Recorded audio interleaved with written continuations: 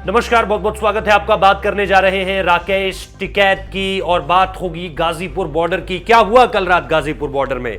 दरअसल बीती रात यानी 27 और 28 तारीख की दरमियानी रात गाजीपुर बॉर्डर में हमने जो देखा वो निश्चित तौर पर बहुत दिलचस्प इसलिए भी है क्योंकि अचानक से गाजीपुर बॉर्डर के उस पूरे इलाके में लाइट चली जाती है। लाइट चली जाती है तो लगता यह है कि भैया यहां पर किसी तरह का कोई एक्शन अब होने वाला है। दिल्ली पुलिस एक्शन लेगी या फिर खास तौर पर किसी खास टुकड़ी को चुना गया इस एक्शन को लेने के लिए, ये सब कुछ लग रहा था। लेकिन रात होते होते ऐसी कोई खबर सामने निकलकर नहीं आई। उसके बाद सुबह तक भी ऐसी कोई जानकारी नहीं मिली है कि वहां पर किसी तरह का कोई एक्शन हुआ है। जबकि ये बात सामने निकल कर आई है कि भारी संख्या बल वहां पर तैनात हो चुका है और लोगों में थोड़ी सी अफरा तफरी उस वक्त जरूर मची थी जिस वक्त पर रात को लाइट गई थी।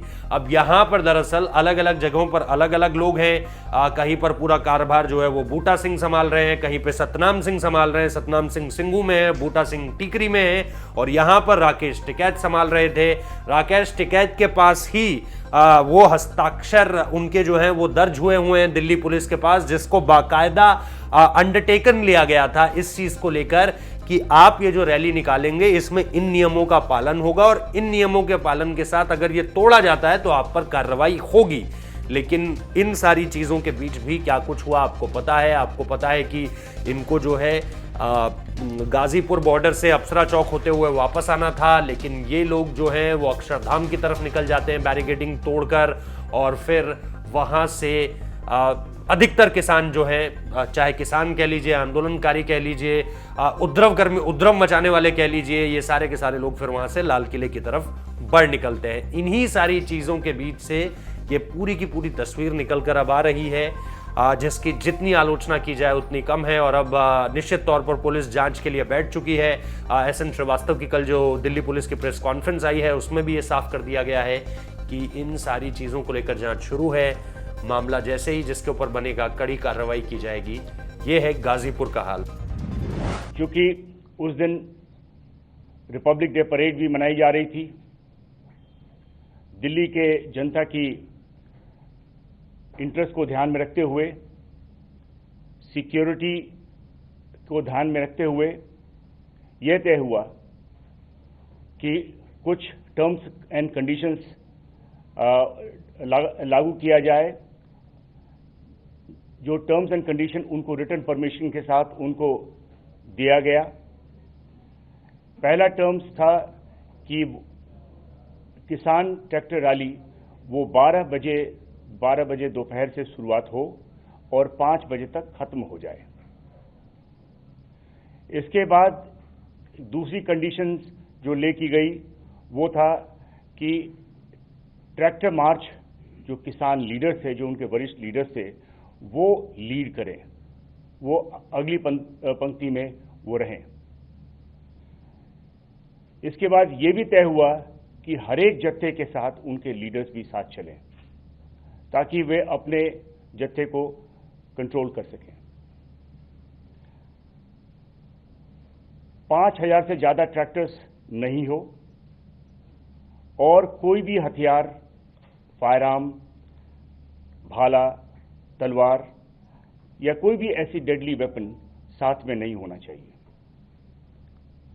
और रैली जैसा कि आप समझ सकते हैं ये पीसफुल और डिसिप्लिन्ड हो।